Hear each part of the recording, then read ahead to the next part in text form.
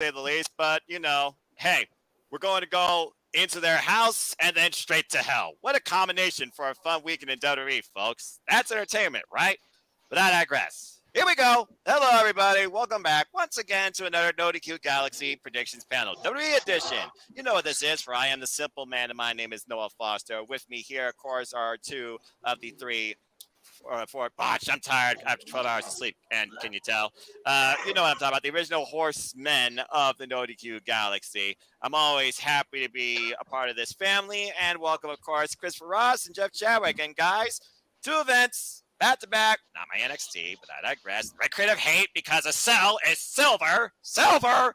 But I digress before I go into a Drake and Josh type rant. I still watch that episode where he's like, it's spherical. Spherical! But I digress. Anyway, before I go off into a tangent about something else, first off, Chris, good to see you as always, my friend. How are you, and how are you looking forward to this weekend coming up? I am definitely looking forward on this weekend. This weekend, usher in my 22nd birthday weekend. That's going to be tomorrow. I turn 22 tomorrow. And we got NXT in your house tomorrow and Hell in a Cell this Sunday. I'm looking forward to this.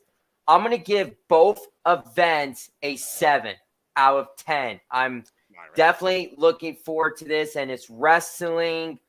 And we're all here to make our thoughts, our predictions, and what we feel is going to happen. Have some fun in the end, of course, too. And we're going to have fun, and I hope everybody just enjoys watching wrestling. And if you don't like something, you don't have to. If you like it, you like it. We have all our opinions, and let's just have fun and make this a positive life.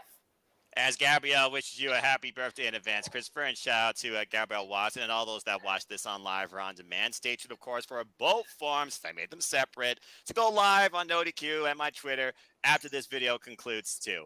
With that being said, Jeff, good to see you, my friend. Again, we all face hard times, and sometimes we just got to tell people the way it is and keep stepping, as the great Dustin Rhodes says. But with that being said, it's always good to see you, my friend, and I hope you're looking forward to what's ahead. And how are you?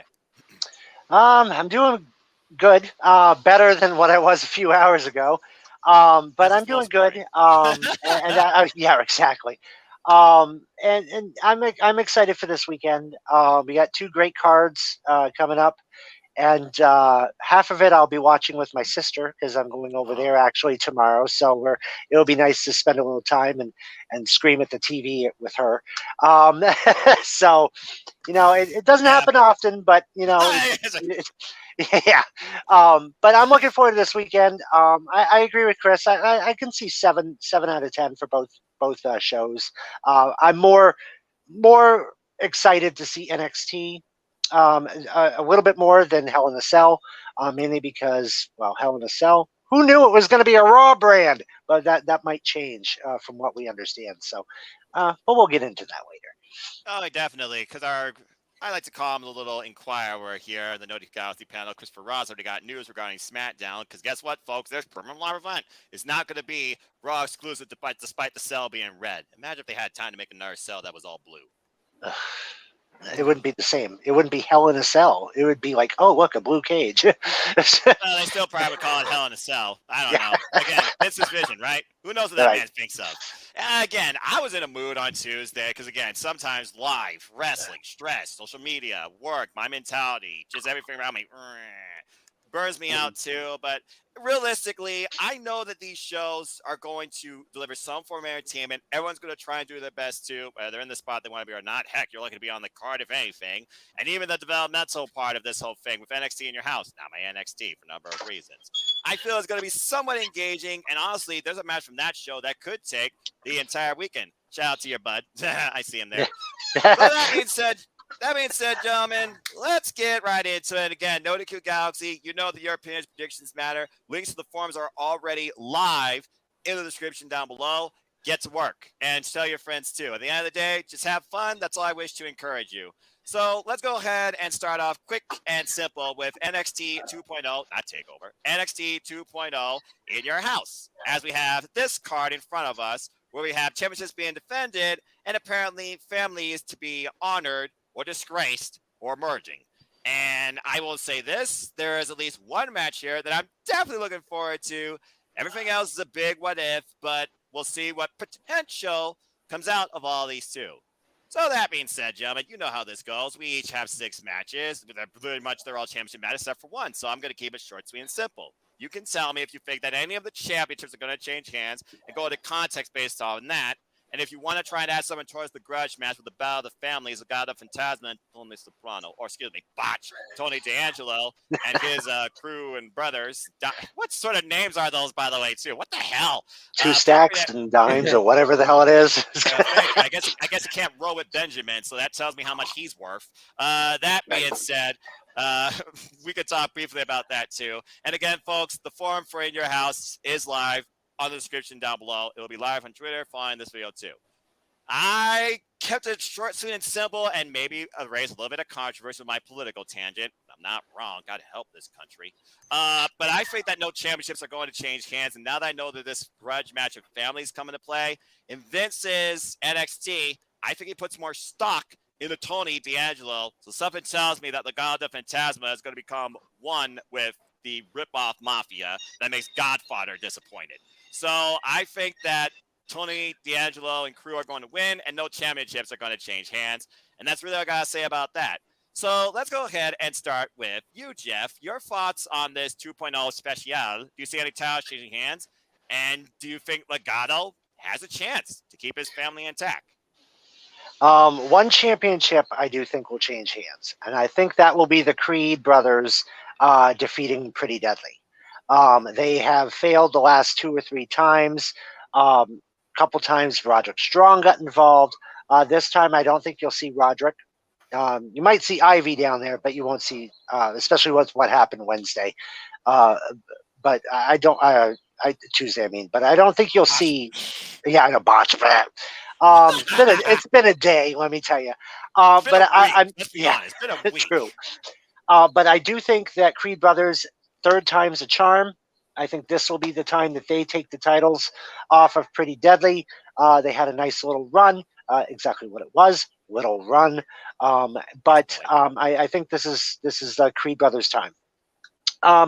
As far as what I want to see Wendy Chu take it off. It would be great to see her with the title run. It really would. I can only imagine. It's not going to happen. They said it with the damn title underneath her pillow. Well, exactly. I mean, how many times is she going to fall asleep in the match? That's what I want to know. But I digress. I would like to see it, but I know it's not going to happen.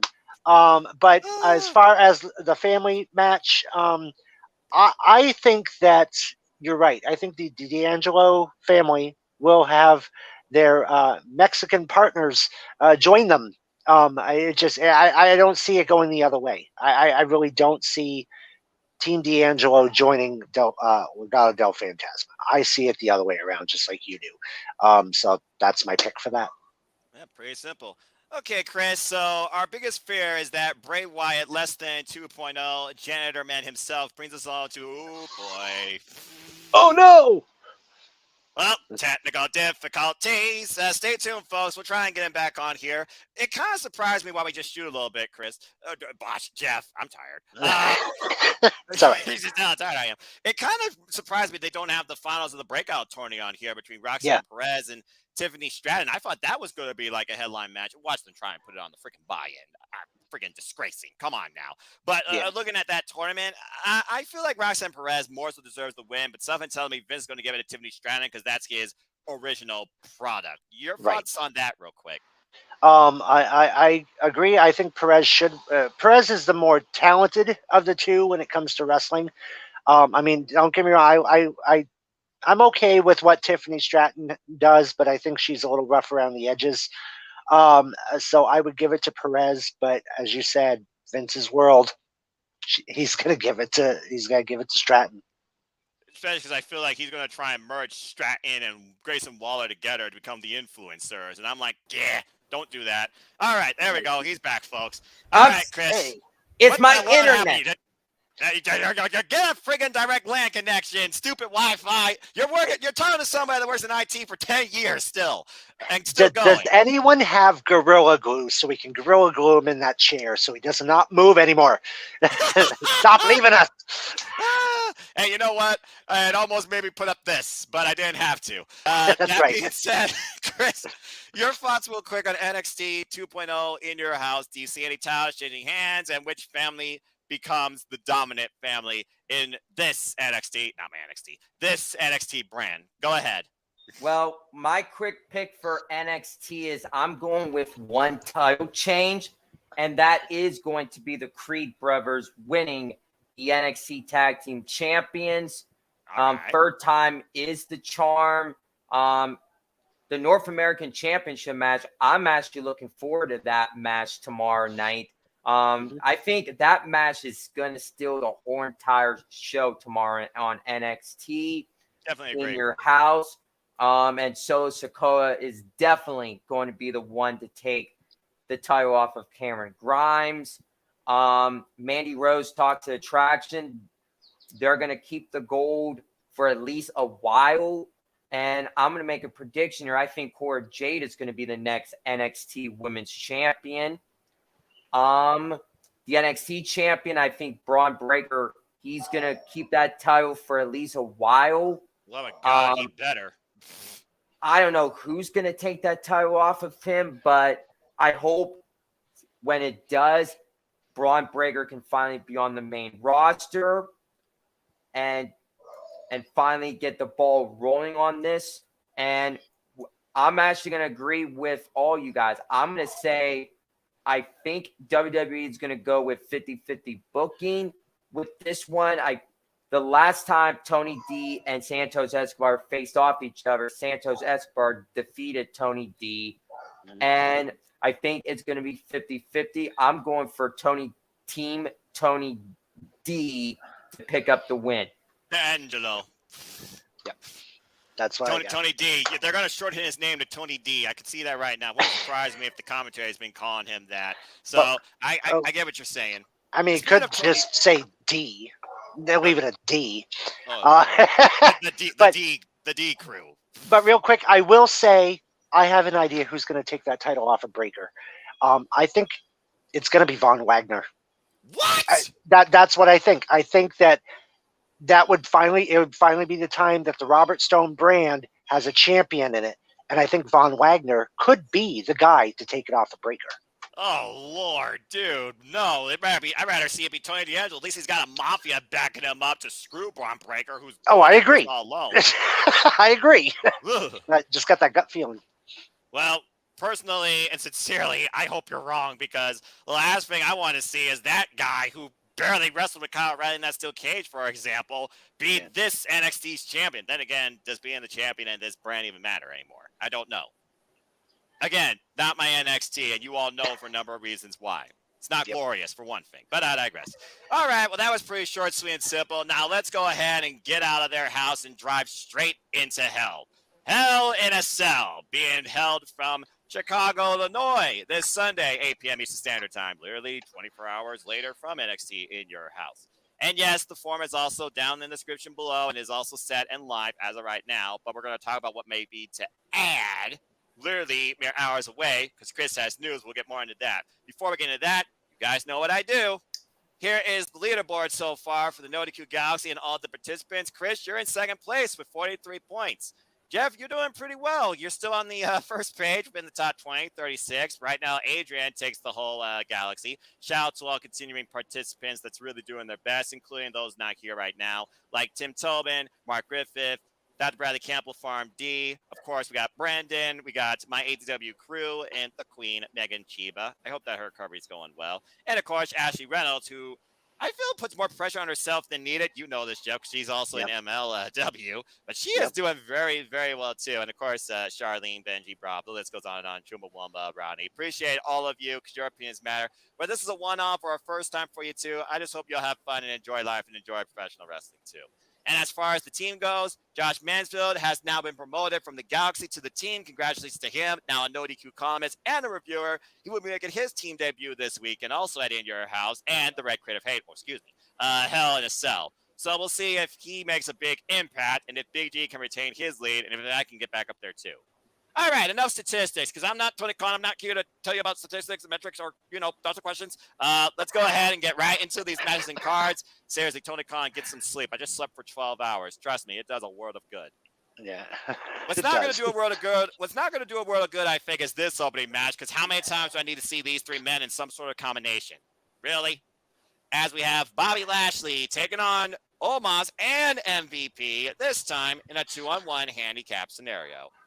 So let's go ahead and run this down. At WrestleMania was Bobby Lashley and Omos. Bobby Lashley got the win. The following night on Raw, MVP betrayed Bobby Lashley, said he would not be almighty, would not even be where he is today without him, and Omos and MVP formed an alliance. At WrestleMania Backlash, thanks to MVP's assistance, it was Omos that got the win. Not a very well done match. Let's just be honest here.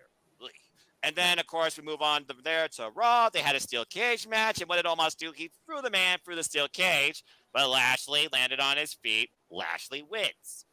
And we've also seen MVP now involved in in-ring action, and we've seen how that has broken down too. The only reason you have a handicap match, you either end a feud or you put someone over too. Bobby Lashley's the veteran. Omos, they're going to try and make him be this driving force in the WWE, a threat. Nigerian Giant, they're calling him. Gee, what happened to the last Giant that worked to this company, I wonder. This match right here, I kind of don't care about it. But I feel like that MVP and Omos need to win to move on from Bobby Lashley and for Bobby Lashley to do something else. I maybe qualify for Money in the Bank. I don't know what. So just because it's handicap scenario, I'm going with MVP and Omos. And that's really all I got to say about that. Chris, your thoughts on this handicap match? Do you actually see anything coming out from it? Well, this is going to be a good match. MVP will help. Personally, I hope this feud ends. It's been going on since WrestleMania. And here's the thing. Omos, he put a challenge out the week before WrestleMania. And knowing later, a week later, Bobby Lashley returned. And we all knew he was going to return at some point. Clearly. Yeah. But Bobby picked up the win. Then WrestleMania Backlash. Omos picked up the win. Then Bobby picked up the win in that steel cage match. Now you got the handicap match. I believe MVP, he's the one that he started this whole entire thing. He's the instigator. And I got a gut feeling I'm actually going to go, as of right now, my prediction is Bobby Lashley for the win. I think Bobby is going to win, and I think he's going to pin MVP. And then it's going to make Omos still be strong at the very end, and then Omos can do what he wants to do. Maybe Omos can go for a singles champion still, or maybe qualify for Money in the Bank on Saturday, July 2nd. Boy can barely climb a ladder. Don't need to climb a ladder. But, and I think that is how they're going to do it. And with Bobby Lashley, I'm actually going to tell you this. I think Bobby Lashley should go challenge Roman Reigns for the Undisputed Universal Championship. That'd be an interesting change-up, considering those two haven't really met. All right, so right now we're 1-1. Jeff, where do you stand? Is this a handicap against me or against Chris? What do you guys say about this match? You know, I've in some leagues I have picked Bobby Lashley, but and I'm sticking with my gun with those. But my gut, and you always go with your gut. My gut says it's going to be Omos, and the reason why is this: this would make it 2-2. They have to have a rubber match. So there will be one more match to finalize. But to finalize this thing, I say if they have that one more match, it's to the end. You can't get up. You're done. Last man standing. Last man standing, I think, would be a perfect end to this rivalry. So, which is why I say one more match after this. Omos is going to tie it up 2-2. He's still strong. Lashley is still strong, even though he took the loss. But I think that what's going to happen is a last man standing, and that will finish off the feud, which will be at the next pay-per-view. So I don't see either one of them in Money in the Bank. All right, fair enough. A premium live event, by the way. Bosh, they're no longer called pay-per-views. But Right. I kind of do like that thinking because, again, it's MVP that instigated this. Why not MVP cause the end of all of this? Like, we are not going to stop until you're no longer standing on your own 2 feet. And with these two working together, that can come into play in Omos, maybe trying to vice grip Bobby Lashley's head. That might be a perfect way to set that up because literally it might be ref stoppage that stops this match. It'd be a different way to go about an Almost match too versus that weird plunge that he does. Mhm. So I like your thinking there, but regardless, 2-1. Right now we're thinking that Bobby Lashley, it's not over yet, and Almost and MVP need the momentum. The only way it works for Lashley to win in Chris's way is if MVP somehow pisses off Omos and Omos maybe betrays him and Omos goes on his own. Then we wonder what's next for MVP or is that it for him? But either way, MVP is going to be the deciding factor in this match. And I feel this entire rivalry. And whether or not it ends here or we get what you say that makes more sense, we'll have to wait and see. All right, good stuff, gentlemen. Let's go ahead and keep moving forward as we got a title match. And I'm sure he's going to go hard, but I don't think he's winning, but I digress. As hometown boy, police officer, respect, Mustafa Ali. I'm surprised he's got both parts of his name. Wait, wasn't he once called Ali? When did Mustafa come back? Something's not adding up here. Yeah. I digress. Takes on, almost said it, Theory for the United States Championship in what I believe is now his first defense since winning the title. And Yes. I can't remember the last time I saw the United States Championship on pay-per-view, so I will say this is a plus. What's the one thing we can say about WWE when it comes to hometown heroes, folks? Title or no title? They usually lose. Yeah. And a guy being supported by Vince McMahon, he ain't dropping this title until John Cena shows up, in my opinion. He either puts him over or restarts the open challenge, and I'm calling it now. I got Theory retaining. I don't need to say much more about this. I feel that this could be a good contest because Ali, he can go, but it depends how they present him and also how they screw him, if that's the case. Again, you work with Vince. Just saying. But yeah, I got the champ retaining. Jeff, your thoughts on this match? I also have the champ retaining, unfortunately. I would like to see Ali with the title run. I think it would be great. I think he would do good things with a title run. But right now, I don't, because they're just starting to get this character, this newer side of him going again. I think it's a little too early. It's in due time. I think you'll find that he will be a singles champion. But right now is not the time. As you said, Vince, I mean, Theory is his boy. I mean, that's what's going to be. And as you said, Cena coming back, that's a possibility for the U.S. title. But if there's a few other people on the roster that could easily defeat him for that title. So Cena is definitely one of them. But don't miscount a couple other really good people on that roster because Ray could have another run. Hell, Dominic could even have a run with the U.S. title. And I thought that would be pretty cool. That would be really cool to see. But not while Veer's in the picture. But yeah, I definitely see Theory keeping the title. All right. Chris, he brought up a couple of interesting names there outside Veer because really. But yeah, I mean, it's one of those things you think about, okay, how does Theory lose the United States Championship? Who does he put over? Because when you're in the championship spot, you're there to put over somebody else. Theory is very young still in this company. So it's one of those things where you build his star power or do you use him as a bridge to the next person? There's been rumors about John Cena coming back with the fact that he's celebrating 20 years, but also maybe a program at their next big stadium show, SummerSlam. And we all know how synonymous SummerSlam and the United States Championship is with John Cena, despite the record. Right. So, Chris, your thoughts on this match, though, as far as Sunday night? Does Fury lose the gold? Does anyone get involved on Fury's behalf? Maybe Ciampa. I don't think no one is going to interfere in this match. I'm going to say Fury is definitely going to retain. I wish Ciampa was in this match to make it a triple threat match, but it was good that they kept it one-on-one. And yeah, with the rumor match, John Cena versus Fury for the United States Championship at SummerSlam, that's going to be happening. And personally, I think Theory would probably beat John Cena because we all know what John Cena does. He put over the young talent and then he goes off and do what he has to do. I don't think Cena's going to be sticking around all the way up until I don't know when. So I think it's best that they're going to keep the champion on Theory for now until they find a good opponent to take the United States Championship off of Theory. And heck, we might have Ezekiel be the next United States champion. Elias. If he can get by Owens. Well, with that sub-tangent, why don't we go ahead and talk about the most entertaining part so far at Monday Night Raw? As he's had all he can stand and he can't stand no more. I'm going to prove to you that you are a liar. Liar! As Ezekiel takes on Kevin Owens. Elias. Ezekiel takes on Kevin Owens. Just in a simple one-on-one grudge match. But it wouldn't surprise me, though, if Kevin Owens uses Alpha Academy against Ezekiel, Elias, at Hell in a Cell. There goes his internet There again. goes Chris So again. Jeez.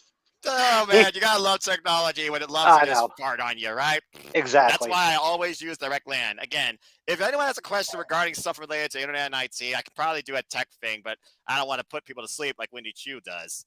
Anyway, that being said, I'm looking forward to this for a number of reasons. Ever since Ezekiel, Elias, showed up on Monday Night Raw, the Raw after WrestleMania, he has made Kevin Owens' psyche a living hell. As Kevin Owens right now, he's on a road to, I don't know, some sort of self-recovery after being destroyed, embarrassed by Stone Cold Steve Austin at WrestleMania. We've now seen Ezekiel, Elias, take a lie detector test, and again, it was found out that he is indeed Ezekiel. We've seen Ezekiel now, Elias, contend with Chad Gable, and he won that match. And Kevin Owens, even on commentary, when they talk about Ezekiel, Elias, basically cannot stand the fact that everybody believes that this truly is Elias's younger brother. Maybe he's more wrestling gifted versus music gifted. I don't know.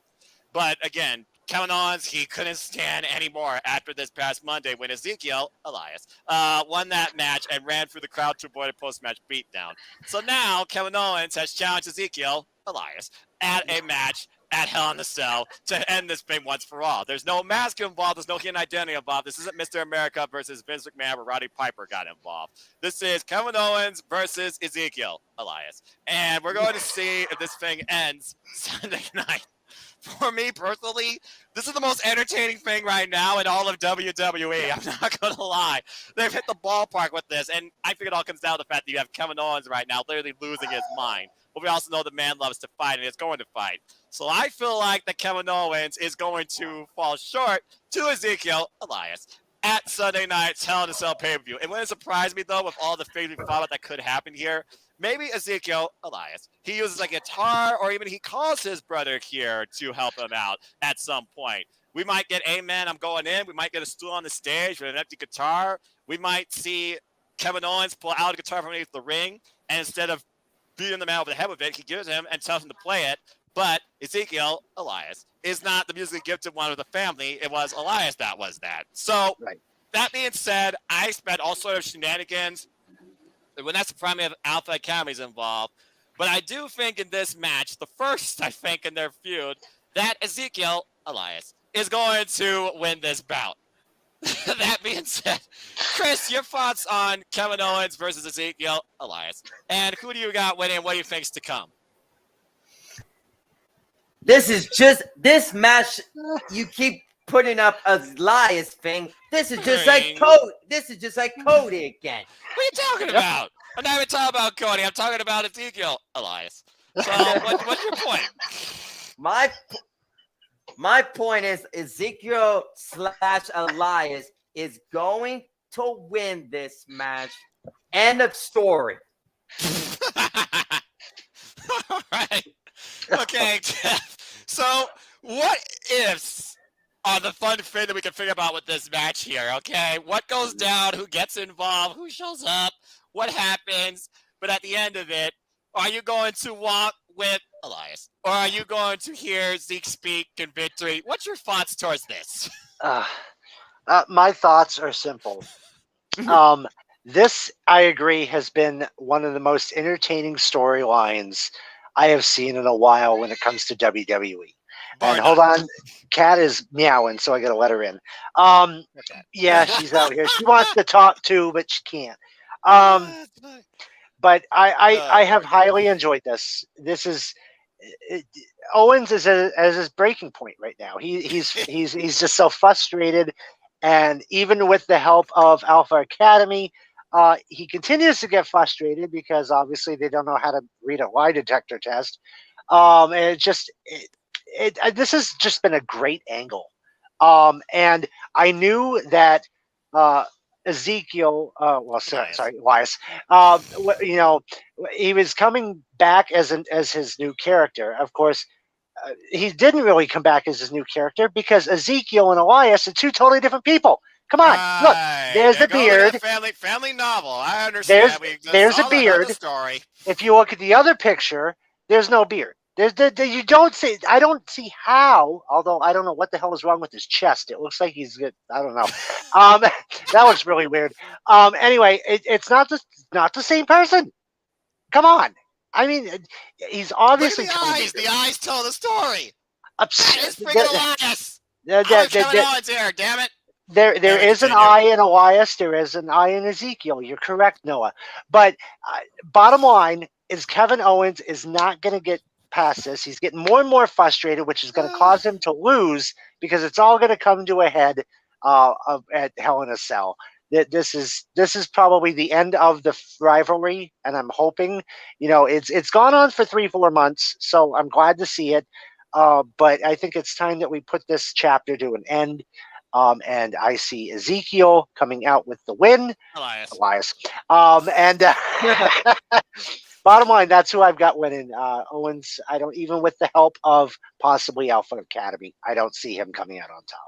There's one thing I could definitely think that's going to happen after this is when Ezekiel Elias is victorious, is that he probably will be involved in Money in the Bank. But I've Right. enjoyed this for what it was worth. And at the end of the day, if Kevin Owens proves that Ezekiel is Elias, I feel like he wins no matter what. And he's going to do everything possible, bandanas, guitar, videos, and who knows what to make that a fact, even if he is defeated. It's He'll tease about them. it's Yeah. about the story, not the victory. Right. That's what I think this comes down to, in my opinion. But either way, I will say this. I miss walking with Elias, especially seeing him perform live in Cleveland. But I digress. Yeah. All right, that was fun. Let's go ahead and move back into championship matches, and I'll help Chris gather his sanity back and let him start off with this one, as I'm not going to say another word. Because at the end of the day, WWE, get your damn women's roster together, for Pete freaking sake. As we have a Raw Women's Championship triple threat match with the only stars they have, as Bianca Belair defends the gold against Becky Lynch again, and the returning Asuka, where Asuka and Bianca Belair have not met each other yet in one-on-one action or any sort of in-ring affair. Okay, Chris, I'm going to help you get your mind back in order, so take it away and talk about this match, how it was made, and what you think is going to happen, and who wins it. Well, my thoughts is this is actually the match this match and another match I'll be talking about. This is also one of the two matches I'm looking forward to this Sunday at Hell in a Cell. It's going to be a really good Raw Women's title match. You got Bianca Belair, Becky Lynch, Asuka, and Noah, Asuka and Becky Lynch faced each other this past Monday on Raw. Yep. So that's how she got involved in this. Now Yeah. it's a triple threat because originally it was a one-on-one. Yep. So it was supposed to be like that, but hopefully we do get Bianca Belair and Asuka one-on-one, maybe for the Raw Women's title at maybe Money in the Bank, but I don't see that happening at Money in the Bank whatsoever. Who I believe is coming out victorious is Bianca Belair. I think she's going to be pinning Becky Lynch. Asuka's not going to be in the finish at all in this match at all. So right. Asuka's going to be she's going to be long gone. Becky is going to take the fall in this match. And then further into insanity. and also, this is what I believe is going to happen. Who I think is going to challenge Bianca Belair for the Raw Women's Championship. And I did comment on Aaron Ripp's predictions video this We saw past Tuesday. And Aaron Riff, I'm giving you a shout out. Everybody go watch his videos. He is amazing. Hopefully I could be on his predictions video one day. So hopefully that could happen. Reach out to him, man. You know what he usually does them. And I'm gonna say it. It's gonna be Rhea Ripley that's gonna challenge Bianca Belair for the Raw Women's Championship. All right. And again, I feel that's highly possible, depending on, the message that the Judgment Day wants to carry for the long haul until they claim championships. At the end of the day, if you're not in this industry to be champion, what are you doing? That being said, Jeff, how many times have we seen Bianca Belair versus Becky Lynch in the last year, let alone as we approach SummerSlam? I think I've had enough of that. It feels like more, ironically, we should get Asuka versus Becky Lynch as a fallout. And yeah, they had the solo one-on-one match on Monday Night Raw, but that's just how Becky freaking Lynch, which is soon going to be, in my opinion, weasel her way in here. And what do I say always about Triple Threat? You have a buffer, you have a fall guy, or gal in this case. I think Becky right now is the non-factor here. Although I do think about back during the Thunderdome era, that I do try and forget for a number of reasons. There was a triple threat that did involve Asuka, a women's championship, and another challenger. And Asuka, per se, played into the fall in defeat. So it almost makes you wonder, is Asuka protecting Becky? Are they still driving for Bianca versus Becky because that's their two biggest stars here? Or are they going to try and take a chance on the recently returned from injury Asuka? Because they really don't have anything else at this point. Your thoughts towards this match? This match actually intrigues me because what I wanted to see in the long run was Asuka Belair. I think that's what everybody wanted to see because it's never happened. Right. Then here comes Becky Lynch getting her freaking nose into business that does not belong to her. And now we find her in this match. And I'm just, Becky around the title, I'm done with it. I'm done with it. I want to see fresh people come after Belair for that title, Asuka being one of them, because as I said, they've never faced. I do see, however, that Becky will be the non-factor in this. I think Becky will be the one who won't be anywhere near the pinfall. She'll be outside, laid out. Asuka will go for some move, miss, and here comes Belair to pick up the victory. So I think that, I see a KO. I see Asuka hitting Becky with the little butt bump in the rope kind of thing, and then coming, the hip attack, and then coming right into the KOD. That's how I see that happening. So I see Belair keeping the title, but I do want to see Asuka Belair one-on-one. If it's not at Money in the Bank, SummerSlam would be the perfect time to have that match. I think that would be a killer match, especially for a Big 4 pay-per-view. Big 5 pay-per-view, because we have the Money in the Bank, which is now considered one of the big ones now. They can't sell out a stadium; it's in an arena, so I think the debate's out on that. But continue. Right, but I can see that possibly at SummerSlam, and honestly, I think that would be a great place to have that match. So, but I have Belair to take the victory. Jeff, go ahead, Chris. Yeah, I got 4 words. It's a 4-letter word. Botch. You just said pay-per-view, not premium live event. Botch is 5. You're both botching. Botch is 5. Brothers and sisters. Well, for how long have we said pay-per-view? For how long?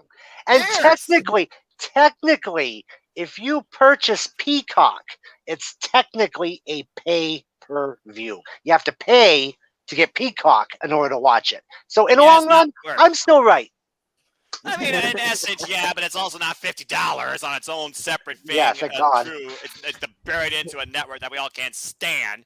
So, right. I mean, again, hindsight's 20/20, but yeah, PLE, premium live event, whatever.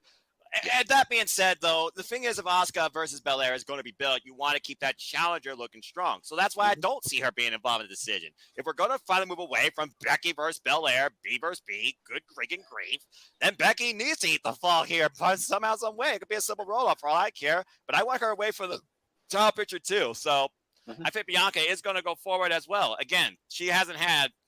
Can you believe it? She's had no title defenses since WrestleMania. This is her first one. She's not losing this out the gate. No. And Bianca and Becky Lynch, she had her time as champion. She had her chase as champion. Now she needs to eat the fall and move forward and let someone else be champion. And let's try and rebuild this women's division that you really have a lack thereof in the entire WWE. Let's be honest here. Because you haven't put no stock into your talent to make us think that anyone is credible to be a challenger to Bianca Belair. So think outside your damn double B bubble, for Pete's dang sake. But yeah, Bianca Belair is retaining. There's no doubt about that. All right. Well, moving on from there, we got 2 matches left, and let's go ahead and move on to this one, as we will see if Judgment will be made as the Judgment Day. Not to be confused with the old pay-per-view, Judgment Day, although I missed that. That would have made so much more fitting sense if this was on Judgment. I digress. Anyway, AJ Styles, Finn Balor, and Liv Morgan face off the Judgment Day in a 6-person mixed tag team affair. We've seen how this has developed, folks. Edge, he has built this faction, and the first disciple he recruited was Damian Priest, who fell short to Finn Balor in chasing the United States Championship. Thus, he aligned himself with Edge to no longer be a shield for the masses. Rhea Liv Morgan, it looked like they had a friendship for a good while of time, right? Well, after coming up short at WrestleMania for the Women's Tag Team Championships that no longer pretty much exist, I think at this point, safe to say. There goes the internet again. Now who's botching? That being said, we find now Rhea Ripley has joined the Judgment Day, and Edge's side no longer being here to give us her brutality. Boy, oh boy, I thought Buckeye was bad. And that being said, now we have this 3-way affair where AJ and Finn and Liv, they're out here to survive on the Raw brand. It's as simple as that. That being said, the Judgment Day, they're the hottest new thing right now under the WWE banner, as long as Vince doesn't F it up. So far, I have really enjoyed what Edge has brought forward and this new character direction for both Damian Priest and Rhea Ripley. Why their matches on Raw have been a mix of results, disqualifications, and tomfoolery. And we all saw the end angle, too. And usually you're at an angle, which doesn't really have a lot of merit, but still 50-50 kind of showing what's going to happen. It was the faces in the better position heading into this premium live event. That tells me the Judgment Day, first time ever, might I add, that we're seeing all 3 at once in action in a match together. Not only are going to get the win, but need it. The only thing that would add to it, they get a new member, maybe a guy that made a moment in Chicago a few years ago under our NXT. You know exactly what I mean. Regardless, I think the Judgment Day will execute their way to victory, whether people like it or not. And I know people have favoritism towards Liv Morgan. We want to see Liv Morgan maybe be champion one of these days. But right now, Liv is stuck in this. But hey, it gets her on the show. Right. So yeah, I got the Judgment Day winning. Jeff, your thoughts towards this match? Let's see. This is a match I am very much looking forward to. Got some intrigue to it, to say the least. Oh, absolutely, absolutely. The new look of Priest and the new look of Ripley, I am digging it. Like, I am completely digging this, and this whole new outlook on Edge, which, in my opinion, has been brewing up for quite a while, and it was about time that it happened because I saw it happening a while ago. It was just a matter of when. He's just better as a heel. Let's be honest here too. Oh, absolutely, absolutely. Edge makes a damn good heel, and that's why I'm glad he's running with it finally. As far as the other side, you have the club, which I like to call the new club, because Liv Morgan obviously is not officially a member, but kind of like an honorary member, if you want to say it that way. Both sides have great talent. I mean, you got AJ, you got Balor, you got Liv Morgan. On the other side, you have Edge, you have Priest, you have Rhea Ripley. You've got 6 top people in that ring. And that's what makes this exciting, is that this rivalry is just escalated to this point, which I was excited to see this happen. And in the long run, I have Rhea Ripley pinning Liv Morgan. Now, with being the new member, I think that that's when they're going to shine the spotlight on her. You know, we've seen Priest, you know, have his spotlight. This is Rhea Ripley's time to have her spotlight, and I will agree with Rotz that I do see this as an opening for Rhea Ripley taking getting her shot at the women's championship and taking it away and bringing gold to Judgment Day. So I will absolutely agree with that. My pick, Judgment Day for the win. Well, there you go. If it means they also make the title on a black leather with the purple emblem in the middle, that would be even more because it'd be their own identity. Oh, yeah. Absolutely. Chris, I think you kind of echo a little your exact sentiments. So unless you got something different to add, I think it's safe to say we're all in agreement that we believe it is the Judgment Day that will win. Well, I'm going to tell you this. You think you know me? No, you didn't. I'm going for the Judgment Day to pick up the win. Raise the outer sign. It's going to be a good match, but Judgment Day is going to pick up the win, and they're going to continue to be stronger than ever. And if they want to get more people, I got a gut feeling. I'm making a bold prediction right now. This is not a spoiler. It's not a prediction. It's a spoiler. There you go, advocate. Botch. Yeah, we've all had one. I can see Finn Balor turning on AJ Styles and Liv Morgan this Sunday to join Judgment Day. That would be a swerve to say the least, but that's the name that I could see. What would be his motive, especially considering that one of the members in the Judgment Day is literally a former enemy? Right. I'm just saying. You know what better person to have as an ally than an enemy? I mean, you share the same outlooks on, same focus on. I could see that. I could also see Ciampa, which you mentioned earlier. Who knows what Vince has got up his sleeve? So all I gotta say is, Vince, don't fuck this up. That's all I gotta say about that. You've done more than enough screw ups and screwed over talent and a little hurt business. If it ain't broke, don't fix it. So that's a Vince. Yeah. All right, but either way, Judgment is upon those three, and we'll see how it all carries out in Chicago and heading into the next Premium Live event, which is Money in the Bank. All right. With that being said, we do not have a Universal Championship. We do not have a WWE Championship. We do not have a SmackDown Women's Championship. But, Chris, did you just find out something about SmackDown that's literally about to happen in 1 hour and 40 minutes that will actually bring SmackDown on the Premium Live event this Sunday? Yes, and there's more to it. Then the floor is yours for what's ahead. Go ahead. Well, there's more to this about the Hell in a Cell card. Let me pop it up on my phone. And it's about a spoiler about the Hell in a Cell card. If you go to Wrestler Votes on Twitter, and this states, as of last check around 4 p.m. today, no Uso tag titles or Ricochet's IC title match will be added to Hell in a Cell on Sunday. Right. With Usos taking on Shinsuke Nakamura and Riddle tonight on SmackDown for the undisputed WWE Tag Team titles. But that's the good news. However, there's a bad news. The bad news is we're yet going to have another Madcap Moss versus Happy Corbin match is scheduled to make the show this Sunday.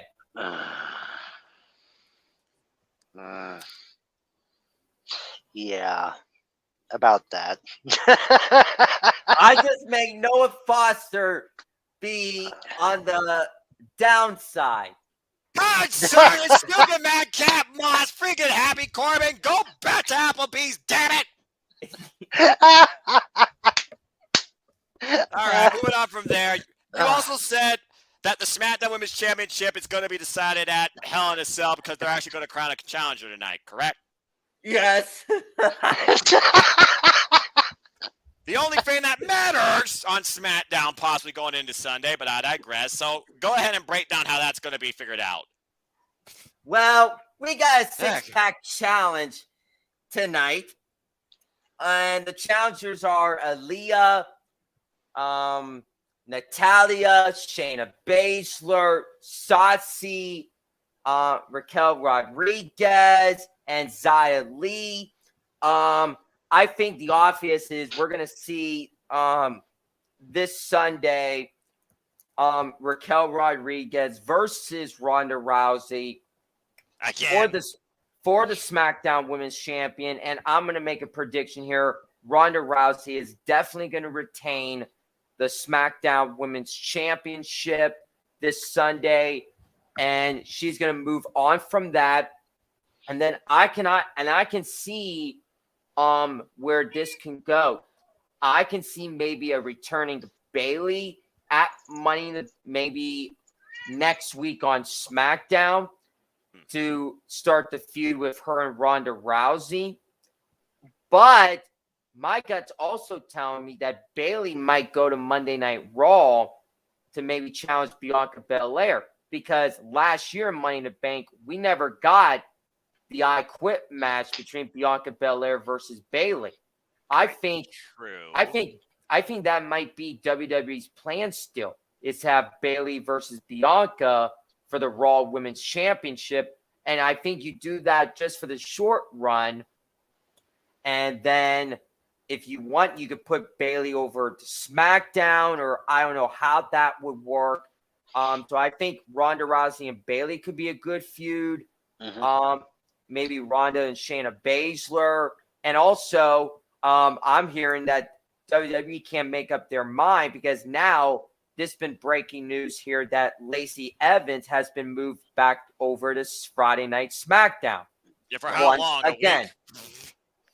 So you got Lacey Evans that could challenge for the SmackDown Women's Championship. But either way, Ronda's retaining, and we'll just have to wait and see who's the next challenger for Ronda.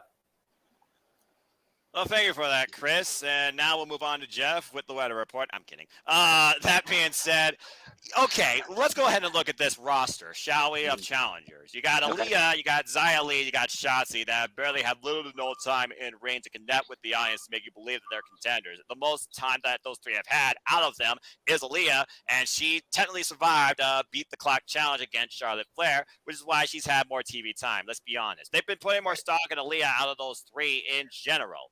And I feel she does have potential, but she is no way ready to survive against Ronda Rousey. This is the problem. You have an MMA fighter at your SmackDown Women's Champion, and very few on that entire roster can handle being in a match with her, let alone her carrying them or vice versa, based on presentation.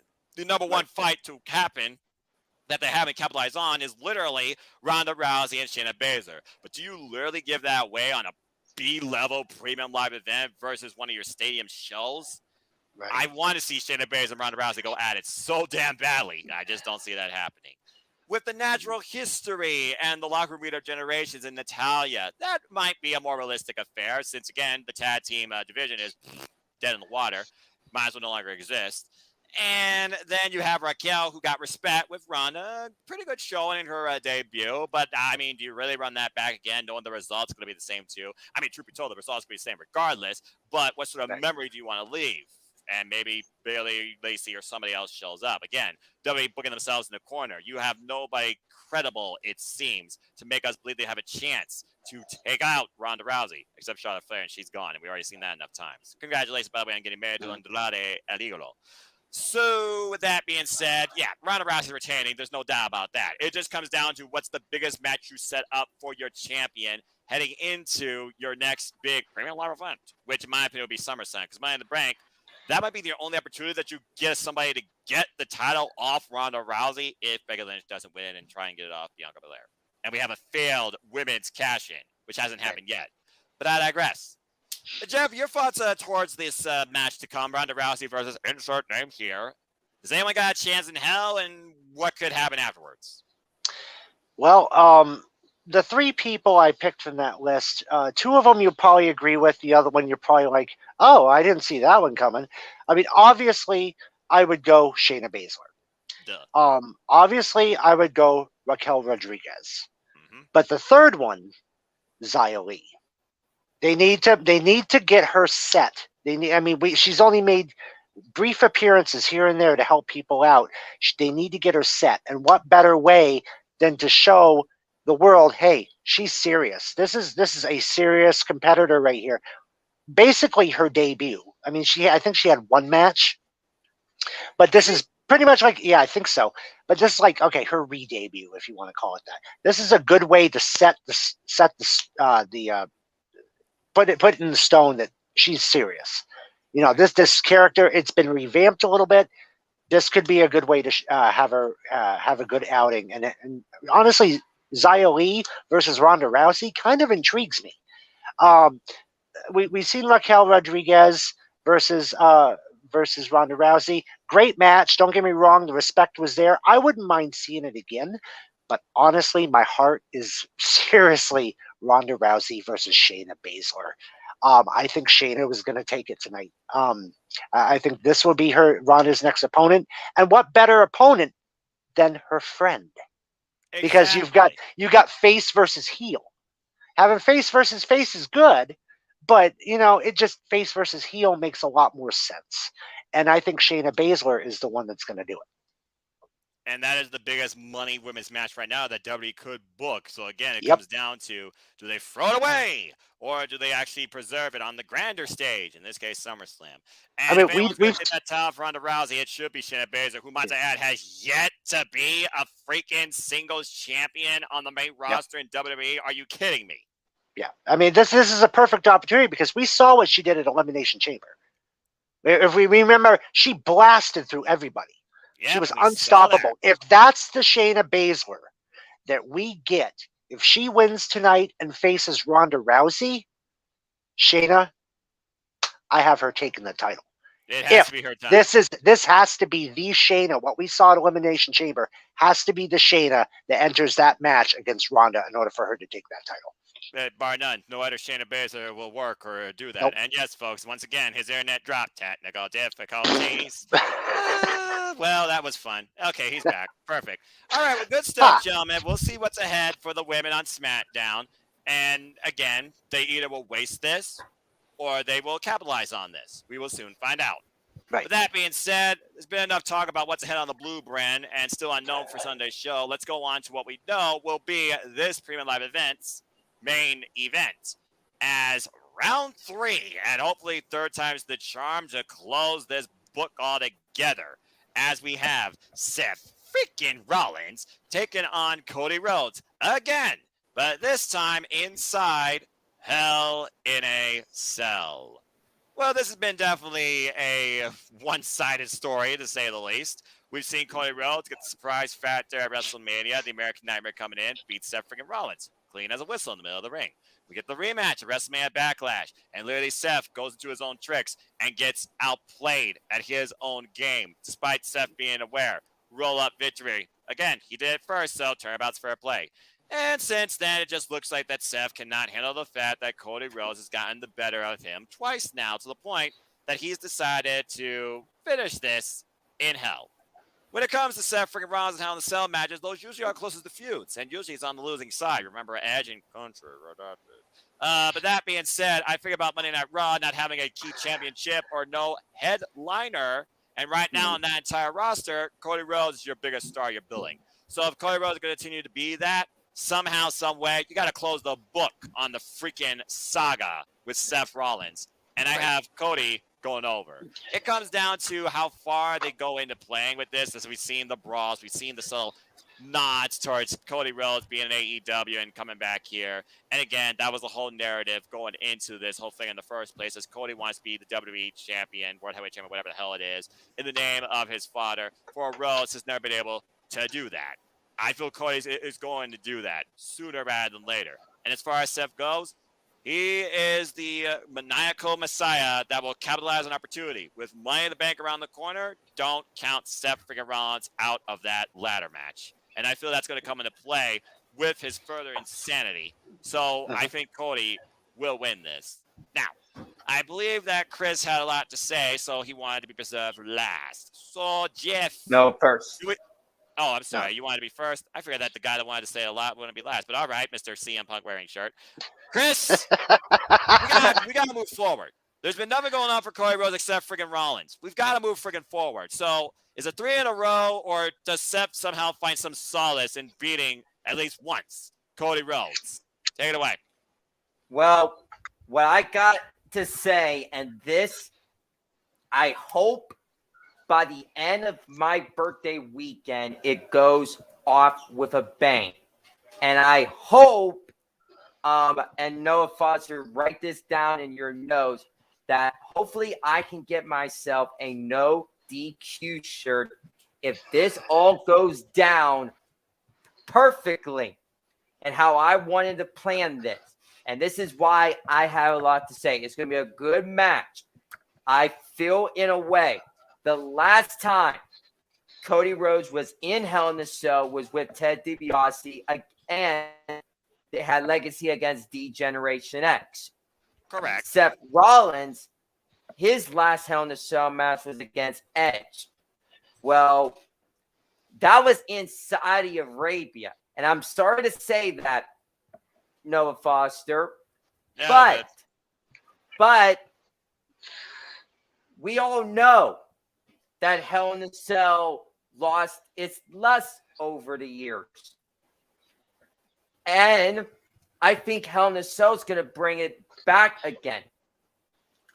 And by the end of this night, it's going to be lights go out.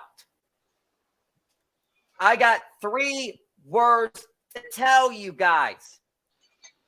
Let me in. This Sunday. This is not. It's not a prediction. It's going to be a spoiler for everybody. This Sunday, Bray Wyatt finally returns back to the WWE, and here's why. He's been teasing that he is ready to make a return. We know Hell in a Cell is in 2 days. Hell in a Cell is in 2 days. Bray Wyatt is ready in 2 days. I think Bray shows up at the very end. I think if you have Cody win, I think Bray can come out the very end, have the Fiend show up once again, and you relive what all went down at Hell in a Cell back in 2019. I think that could, but I personally believe Bray Wyatt. I think Bray Wyatt could cost Seth Rollins, and you have a feud with that. But I have a gut feeling Bray Wyatt might cost Cody the match, and we get the dream match. We get the Eater of Worlds versus the American Nightmare. That will be a good feud for Bray Wyatt on his return back to the company. And I hope WWE use him the proper way when Bray finally returns back to WWE. I think it's happening this Sunday. It's going to happen this Sunday. And who I have in this match, I'm going to say Cody Rhodes. I'm picking Cody Rhodes to win. But I'm going to say Bray returns this Sunday. And we're going to welcome him back with open arms. And we can finally, and WWE can finally use him the proper way, not put a championship on him right immediately. That was the biggest mistake ever. Yeah. What WWE did. It really and was. They need to use him the proper way and give Bray Wyatt a chance to come back, be himself, and do what he has to do. He's a great wrestler. He's a great, talented person. And personally, he'll be good fit for WWE to bring him back. And it will be this. And this summer with wrestling will be the greatest wrestling summer of all time. Have Bray return this Sunday. That's a bold out of nowhere left field, but a little bit of retrospective and storytelling prediction that I certainly can respect, with 2019 being the most infamous Hell in the Cell match in WWE history in more ways than one. But despite that angle and stuff like that, you still feel like it plays afterwards. You still have Cody closing the book against Seth, which I think we all can at least agree that needs to happen. So, again, Chris, very bold, but duly noted. Good luck to you. Jeff, your thoughts regarding all of that, and honestly, what's next for either Cody or Seth outside of that? You know, I've seen the tweets that Rotunda has put out, and that he's ready to come back. I can't argue with Chris's logic on this. I really can't. What better premium live event? There we go. Good. Almost a botch. What better place than Hell in a Cell to have him come back? It makes sense. And I can see after the match, because I don't see him having any effect in the pinfall or whatever. So I can definitely see it after the match. And it would set up a great rivalry that we've seen a couple years ago, 3 years ago. As you said, the best Hell in a Cell match that we've seen of all time, pretty much. If other than outside Undertaker stuff. But yeah, I mean, I can completely see that. No argument here. I do have Cody winning it, closing the book, the final chapter in this rivalry. This is it. And I have Cody winning it. That way Cody can focus on bigger and better things, and that's taking the title off of Roman Reigns. There's nothing more really to say other than it's going to be Cody. It's got to be Cody as far as it's got to be. It's got to be Cody. I mean, you can't have. I think in this kind of match, with the momentum that Rhodes has, you can't have him lose. You just can't. I mean, with Rollins taking the loss, it isn't really hurting his career. It's just a final chapter in the story, and that way both people can move on to bigger and better things. Cody with the title against Reigns, and then the rehash the feud with Rollins and Wyatt. I can absolutely see this, and I cannot argue at all what Chris said. I think Chris probably literally might have set up the summer of Seth when it comes to a ghost from his past regarding how crazy of a character he already is. But regardless of result, you have to keep Cody strong at all costs. So yeah, for me, I can't argue with either of you. Cody Rhodes has to win this. The only other way this could go down, and this would be the craziest thing to happen, but again, WWE loves to cause controversy, and we're in Chicago, so you know that crowd where we at. If you have somehow this play out similar to how Seth freaking Rollins and Dean Ambrose once were in Hell in a Cell, literally with Bray Wyatt coming in during the match as a sign, costing him in the end, and Seth went over, but you still maybe somehow do like a double no finish here, where Bray Wyatt gets involved and affects both Seth Rollins and Cody Rhodes. Technically, Cody, he still is superior to Seth, but you don't know which way Bray Wyatt is going. Does Bray Wyatt have something against the guy that, again, FTW, he inspired him? Let's not forget, it was Bray Wyatt, Mr. Rotunda himself, that was under the learning tree of the late, great Dusty Rhodes. If it wasn't for that, you would have never had Bray Wyatt in the WWE, let alone in NXT or the Wyatt family. So again, there's that history there too. So why not go after the very son of a plama and himself in Cody Rhodes?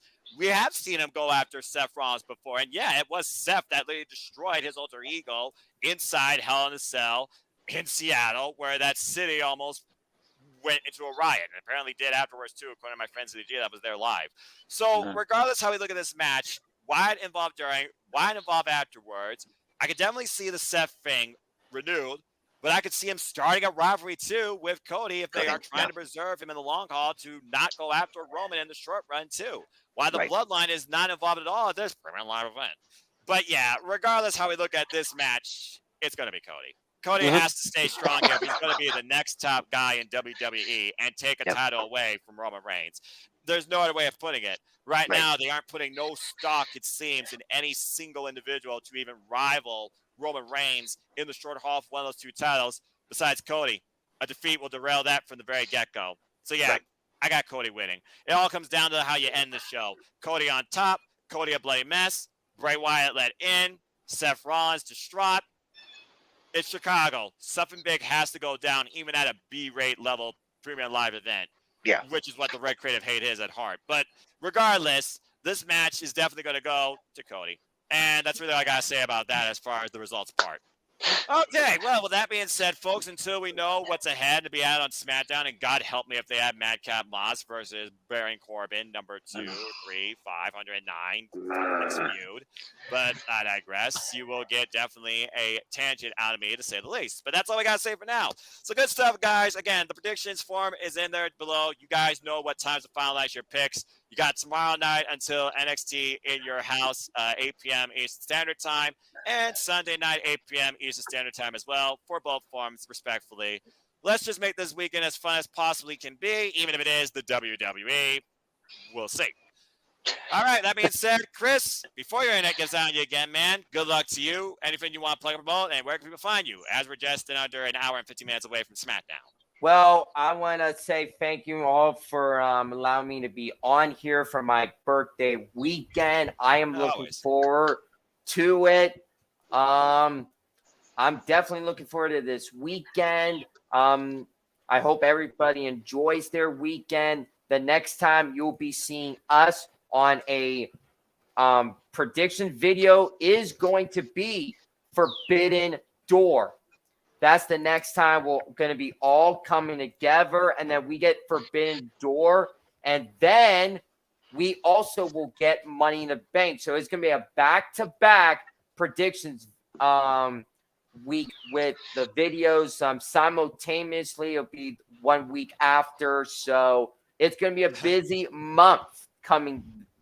It's going to be a busy June with everything. If you want to come on the panel video, hit Noah Foster up. We'll be more than welcome to add you into the NoDQGalaxy Predictions League group chat on Facebook Messenger, and we'll figure out scheduling and see when we can all come together and do a prediction video. So hit him up. He's a great dude. Where everybody can find me at is my Facebook, Christopher Rods, my Snapchat, C_Rod17. My Insta is CMROTZ6_6472. My Twitter is uppercase CR, lowercase OTZ24. I want to thank all you guys for allowing me to be on here. Just enjoy life. Enjoy being a wrestling fan, and just enjoy it. Enjoy life to the fullest. And we're all fans, and let's just enjoy life. I want to give a shout out to Aaron Riff, Jeff Meacham, and all the NoDQ family out there. You guys will probably get to see me this Sunday on the watch along. I have to see if I'm doing anything, but if not, I'll definitely be on Noah Foster. I'll let you know. I'll just see what I have going on Sunday, and if not, I'll definitely be on Sunday for the watch along. And just enjoy life, everybody. Good stuff, Chris. As always, appreciate you, man. And again, good luck and have a wonderful birthday weekend. Jeff, always a pleasure, my friend. And again, it is a loaded month, and I got stuff to plug as fast as Excalibur talk. So we'll definitely talk more about that too. But as far as you go, good sir, anything you want to plug and promote, where can people find you? Well, people can find me on Meltdown. It's gone through a little bit of a change, as you see with the logo. We've gone from Meltdown to Meltdown/MWL, which is our official wrestling league, predictions league. And we've been having a good old time. We're, nearing 3/4 of the way through the season. And we've got some big stuff coming up within the next month. So I can't wait to get the ball rolling on that. But you can definitely catch me on Meltdown. You can catch me over on Twitter, Meltdown316. We're also on there. This month on Meltdown, we are celebrating Pride Month. So every day this month, we will have a competitor. I'll be showing a match of a competitor that is LGBTQ. And so far, we've had Shayna Baszler and we've had Anthony Bowens. Today's has not been posted yet, but will be tonight. And tonight will be Abaddon. So I can't wait to get that all up there too. So and there goes Chris. Bye. Once again, poof, gone. But yeah, you can catch me on Meltdown on Facebook. You can catch me over there on Twitter. And yeah, join the family. Hey, good stuff. And like I said, wrestling is for all. The world is for all. We have no right to judge each other, support one another, respect each other. I appreciate that, Jeff. I think that's very cool that you do that. And Thank you. again, folks, just because it's a month with a theme doesn't make anyone less than what they are either in between. And that's all I got to say about that. But folks, you want to know more about me? Know this. I am just a simple man and a lifelong fan of professional wrestling. Damn it! But I digress. Find me on Instagram, Twitter, and YouTube at Foster1916 for all things wrestling. Shout out to ATW crew on Twitter. Keep following the Simple YouTube channel for all sorts of live and on-demand preview, predictions, reviews, and ATW views to come. That is the podcast form that I created with my family. We'll be doing a wrestling rundown collaboration with the ATW View on Jay Hubert's side 95's channel, as well as Owen Finch's channel. I believe this weekend too. I think he said it's 2 p.m. Stay tuned for me working with either the lovely Cairo Taro or Cindy G on the Daily Slam as we continue to talk about all things All Elite Wrestling, whether it's AW Dynamite or what's coming up very shortly, Rampage recap review after tonight's live episode too. And again, as Chris alluded to, it is a hell of a month as I now bring forward to you the Jeff Meacham Network schedule. And stay tuned for all this and so much more right there on the Jeff Meacham Network. Be a fan, be a friend. Go check out that place today. It all starts this weekend when I will be with the Renegade, JJ Williams, to give you live-by-live, play-by-play coverage and commentary in my own way for NXT 2.0s in your house. And then following that, the second day right after that, I love he did this. We have the Red Crate of Hate, a.k.a. Hell in a Cell, Sunday night. And the weekends just keep bringing more wrestling. The following weekend, we'll have NWA Always Ready pay-per-view. Stay tuned for more on that, as that is Saturday night. And then that Sunday, we'll rescue Dominion in Osaka Joe Hall, of course, on June 12th. And then the following weekend after that, gentlemen, Slammiversary. You forgot about that. And we'll definitely be doing an all-out panel regarding that as well, predicting, at least with me and Jerry Slaughter, the Simple and Practical duo. But as Chris alluded to, as far as the last live event goes for June, it is indeed the Forbidden Door. And stay tuned for that and so much more across my channel, NoDQ, and the Jeff Meacham Network too. As always, I'd like to conclude, there are no winners, no losers, no bettors. There are just fans with opinions for this passion we all share. At the end of the day, folks, especially this month, considering what some people are going to go through, you know what I'm talking about too. Support one another and respect each other. And just enjoy life and enjoy professional wrestling. It's as simple as that. With that being said, thank you so much for tuning in. Please like, subscribe, comment, tell a friend. Hit the bell so the next video goes live and on demand on this channel. Hit the subscribe button. Help me keep growing this community. Shout out to all 235 of you now with me on this fun YouTuber creators journey. Approaching my, I think, 4th anniversary on YouTube in October. It's not laying up anytime soon. It's been a hell of a wild ride. Can't believe how much fun and how much connections, how much friendships I've had along the way, too. And as always, as Chris alluded to, just say yes to NoDQ. It's a fun, wholesome, open-minded wrestling fan family, too. For Jeff Chadwick, leader of MLW, the Meltdown 316. MWL. I knew I was going to screw up those letters. Botch. MLW is a whole different thing. Hey, we had to end with some sort of botch, right? And for That's Christopher good. Ross, whose internet is the botch player of the night. And for Elias, who's going to win this Sunday, regardless of it being Ezekiel. I am the Superman Noah Foster, hoping that you all, as always, make a positive impact in life. Enjoy what's ever ahead for you in and outside of wrestling, too. And just have a good night. And please, book Shayna Baszler versus Ronda Rousey for Pete's sake. Give me a real women's wrestling contest, too. Respect women's wrestling, damn it! And make it better in the WWE, too. But I digress. Have a good night, folks. And just one more time, because I can't say it enough. Elias is going to win Sunday.